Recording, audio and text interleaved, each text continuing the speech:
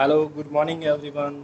चलिए आज अपन स्टार्ट करते हैं अपना लेक्चर नंबर 3 और अपन ने अभी तक जो पढ़ा है उससे आगे स्टार्ट करते हैं। तो चलिए आगे का कॉन्सेप्ट जो हम आज स्टार्ट करने वाले हैं वो क्या टॉपिक रहेगा वो अपन स्टार्ट कर रहे हैं। ठीक है, 10th क्लास में अभी तक अपने 2 लेक्चर्स अटेंड करनी है और छोटी मोटी जो इंट्रोडक्शन है वो हमने उसमें पढ़ा है। पहले तो हमने जनरल इंट्रोडक्शन पढ़ा था, उसके बाद में हमने केमिकल रिएक्शंस होती कैसे हैं वो एक्टिविटी के थ्रू पढ़ा था। फिर इक्वेशंस लिखा कैसे जाता है, केमिकल इक्वेशंस या केमिकल इक्वेशन होता क्या है वो हमने प्रीवियस वन में पढ़ा है। आज हम इनको लिखने का तरीका समझने वाले हैं कि कैसे लिखा जाएगा। तो इसके कुछ रूल और रेगुलेशंस है जो केमिकल इक्वेशन या रिएक्शंस है, केमिकल रिएक्शन या केमिकल इक्वेशंस है वो कैसे समझी जा सकती है, कैसे उसको लिखा जा सकता है वो आपको यहाँ समझ सकते हैं। चलिए हम स्टार्ट करते हैं कि कैसे इस बात को समझा जा सकता है। तो सबसे पहले हम स्टार्ट करें यहाँ, देखिए सबसे पहले हेडिंग देखिए क्या है, writing a chemical equation. Chemical equation को हम कैसे लिख सकते हैं वो हम इसमें डिस्कस करने वाले हैं। फर्स्ट ऑफ ऑल हम पॉइंट नंबर 1 पे आ जाते हैं। First of all right the reactant sign of arrow and then product. मतलब कह रहा है कि सबसे पहले आपको क्या लिखना है, आपको सबसे पहले लिखने हैं रिएक्टेंट्स। ठीक है, और वो कहाँ लिखना है, साइन ऑफ एरो से पहले। पहले साइन ऑफ एरो, देखिए ये रहा साइन ऑफ एरो, इससे पहले ये वाला जो पोर्शन है ये हमेशा क्या कहलाएगा, रिएक्टेंट, और ये वाला जो पोर्शन है वो क्या कहलाएगा, प्रोडक्ट। ठीक है, हमें ये पता है कि हमेशा लेफ्ट हैंड साइड में हम रिएक्टेंट लिखते हैं और राइट हैंड साइड में हम प्रोडक्ट लिखते हैं।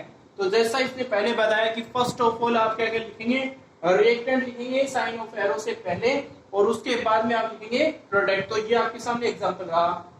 फिर कहता है if the number of reactant and products are more than 1, अगर एक से ज्यादा रिएक्टेंट है या एक से ज्यादा प्रोडक्ट है तो हम क्या करेंगे, उनके बीच में प्लस का सिंबल लिखेंगे।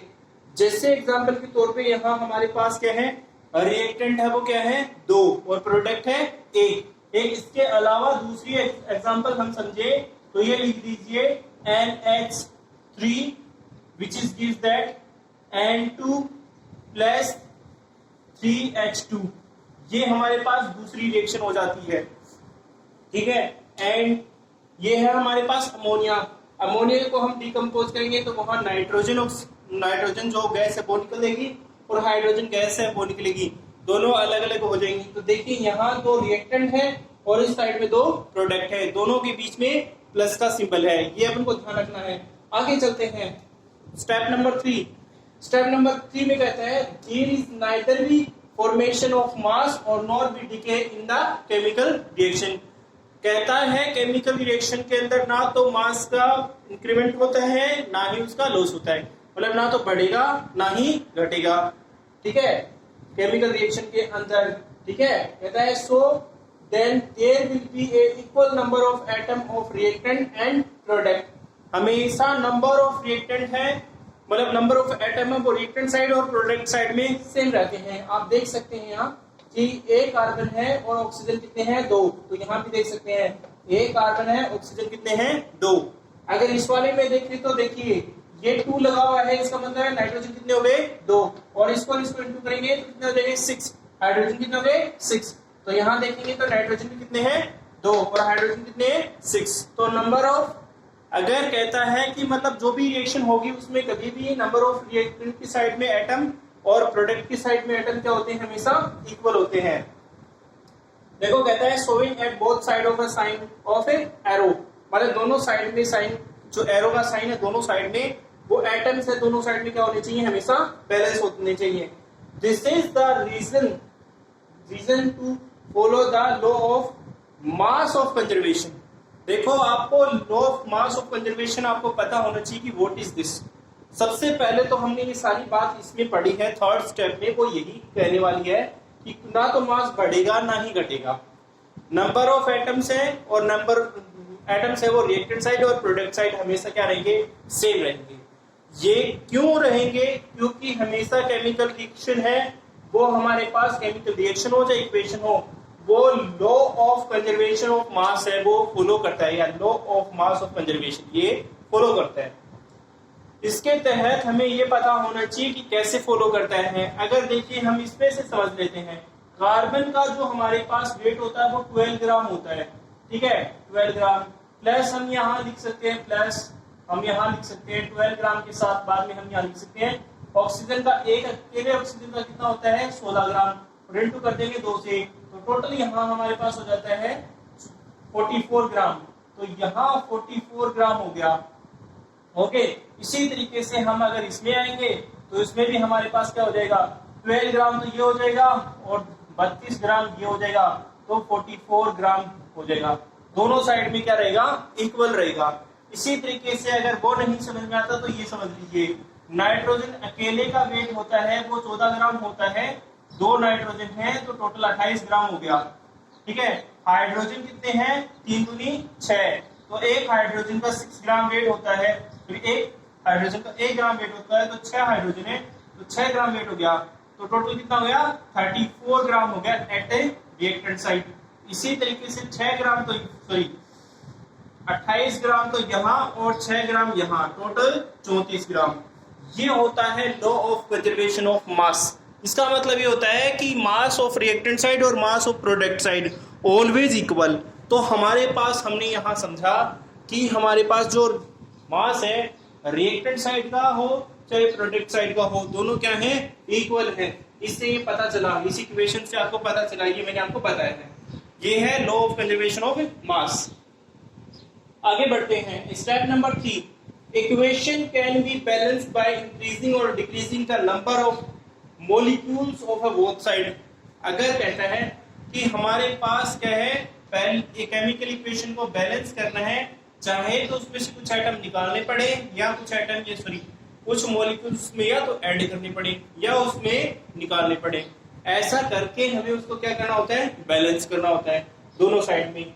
और इस मेथड का क्या नाम देंगे, दोनों साइड में हम उसको बैलेंस करने की कोशिश करते हैं, उसको क्या कहते हैं, hit and trial method is used to balance the chemical equation. Chemical equation को बैलेंस करने के लिए हिट एंड ट्रायल मेथड का यूज करते हैं। ये हिट एंड ट्रायल मेथड क्या होगा ये मैं आपको आगे बताने वाला हूँ, ठीक है। तो अभी तक हमने 4 पॉइंट पढ़ लिए हैं, चारों पॉइंटों को मैंने आपको अच्छे से डिस्क्राइब कर दिया है। यहाँ आपको ये 4th स्टेप में एक बार फिर रिपीट कर देता हूँ कि जो भी हमारे पास केमिकल इक्वेशन होगी उसमें या तो मॉलिक्यूल्स ऐड करने पड़ेंगे या घटाने पड़ेंगे, ऐसा करके हम उसको बैलेंस करेंगे। इस बैलेंसिंग के तरीके को हम हिट एंड ट्रायल मेथड का नाम देते हैं। देखिए step number 5th, first of all atoms of the oxygen and hydrogen are balance to the balance chemical equations. कह रहा है कि अगर कोई केमिकल इक्वेशन ऐसी है जिसमें हाइड्रोजन, ऑक्सीजन और अदर एलिमेंट्स हैं, तो पहले अदर एलिमेंट्स को बैलेंस करिए, फिर ऑक्सीजन और हाइड्रोजन को बैलेंस करना है। सबसे पहले आपको यही ध्यान रखना, जब भी कोई केमिकल इक्वेशन आप बैलेंस करेंगे तो सबसे पहले आप हाइड्रोजन और ऑक्सीजन को छोड़ देंगे, उसके अलावा जो एटम्स बचते हैं उनको पहले बैलेंस करिएगा, फिर हमारे पास हाइड्रोजन और ऑक्सीजन को बैलेंस करेंगे।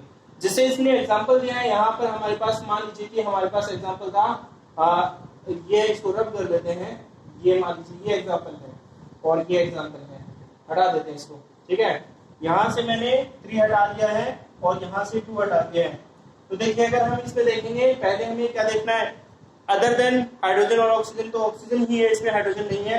यहाँ हम देखते हैं Fe कितने हैं 3, तो Fe3 है, तो यहाँ इससे पहले क्या लगा देंगे, हम 3 लगा देंगे, ठीक है। और आप देखिए ऑक्सीजन कितने हैं 4, तो 2 तो है और इसके आगे 2 और लगा दीजिए, ठीक है। तो यहाँ क्या हो जाएगा, ये इक्वेशन क्या हो जाएगी, बैलेंस हो जाएगी, ठीक है।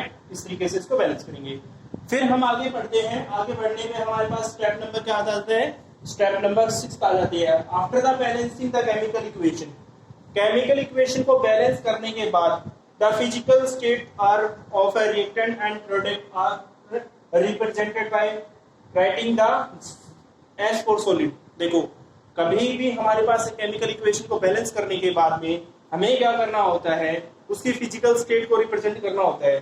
तो एस किसके लिए लिखेंगे, सॉलिड के लिए लिखेंगे, एल किसके लिए लिखेंगे, L for liquid, G for gas, ठीक है, with them in a bracket, bracket के अंदर हम ये सब चीजें लिखेंगे। देखिए जैसे एग्जांपल के तौर पे मैंने यहाँ लिखा है सी, ब्रैकेट में लिखा है एस, यानी कार्बन क्या है सॉलिड में, और यहाँ मैंने क्या लिखा हुआ है प्लस O2 जो क्या है एक गैस है।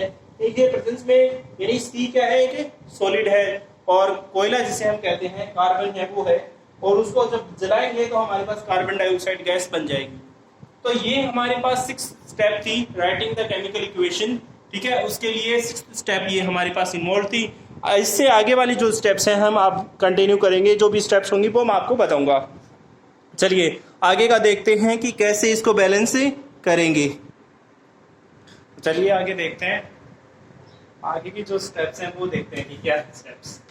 ठीक है, अभी तक हमने 6 स्टेप पढ़ लिए हैं राइटिंग द केमिकल इक्वेशंस में, और अभी हम आगे पढ़ने जा रहे हैं 7 स्टेप है। यहाँ हमने यहाँ लिखा है when reactants and products are in the form of aqueous solution। aqueous solution का मतलब कैसे समझ सकते हैं? aqueous solution का आप मतलब इस तरीके से समझिए कि कोई चीज एक सॉलिड में हो और कोई लिक्विड में हो। ठीक है, जैसे पानी में नमक मिलाना तो उसको aqueous solution of a salt कहेंगे। ठीक है, या चीनी को मिलाना तो aqueous solution of a sugar कहेंगे। तो हम यहाँ देख पा रहे हैं कि कैल्शियम ऑक्साइड है CaO जो है कैल्शियम ऑक्साइड होता है प्लस वाटर। देखिए ये सॉलिड में है और ये लिक्विड में है। ठीक है, तो हम यहाँ समझ सकते हैं कि ये कैल्शियम हाइड्रोक्साइड बना है। तो इस कैल्शियम हाइड्रोक्साइड को हम क्या नाम देंगे, क्या नाम देंगे, ये हमारे पास एक्वेशियस सॉल्यूशन में हो गया। ठीक है, इस तरीके से इसको समझा जा सकता है। ठीक है, फिर हम आगे बढ़ते हैं। आगे हम देख रहे हैं कि यहाँ लिखा हुआ है द रिवर्सिबल सिंबल। देखिए ये जो डबल एरो दिखाई दे रहा है, एक आधा एरो इधर जा रहा है, आधा एरो वापस जा रहा है, इसको रिवर्सिबल सिंबल कहते हैं। जो भी रिएक्शन होती है जो रिवर्सिबल होती है उनको हम यहाँ दिखा सकते हैं। तो रिवर्सिबल रिएक्शन, जो reversible sign of an arrow in both direction is used for the reversible reactions. जो रिएक्शन रिवर्सिबल होती हैं उनके लिए हम ये ऐसा एरो यूज करते हैं। जैसे एग्जांपल के तौर पे मैं आपके सामने लिख रहा हूँ, लिखने की जरूरत भी नहीं है, आप नीचे देख सकते हैं। देखिए यहाँ नाइट्रोजन को मैंने हाइड्रोजन के साथ रिएक्शन करवाया in the presence of 773 kelvin. Temperature चाहिएगा 200 ATM। ATM यहाँ वो वाला नहीं है जो पैसे निकालने वाला, ATM है एटमॉस्फेरिक प्रेशर। तो 200 एटमॉस्फेरिक प्रेशर और 773 केल्विन टेम्परेचर चाहिएगा। तो हमारे पास क्या बन जाएगा, अमोनिया बन जाएगा। तो यहाँ से अमोनिया को वापस से हम तोड़ करके किस में कन्वर्ट कर सकते हैं, हम हाइड्रोजन और नाइट्रोजन में बदल सकते हैं। जैसा कि प्रीवियस मैंने आपको ये एग्जांपल दिया भी था। ठीक है, तो ये रिवर्सिबल सिंबल है और रिवर्सिबल रिएक्शन हो सकती है, जो फॉरवर्ड भी हो सकती है और बैकवर्ड भी हो सकती है। उसके लिए हम ये रिवर्सिबल सिंबल का एरो है को यूज करते हैं। ठीक है, फिर कह रहा है आगे the necessary temperature and pressure is written above the sign of arrow for the completion of a reaction. मतलब हमारे पास क्या है कि जो भी हमारे पास नेसेसरी टेम्परेचर और प्रेशर चाहिएगा वो हमें किस पे लिखना पड़ेगा, साइन ऑफ एरो पे लिखना पड़ेगा। कब लिखना पड़ेगा, जब रिएक्शन क्या हो जाएगी, कंप्लीट।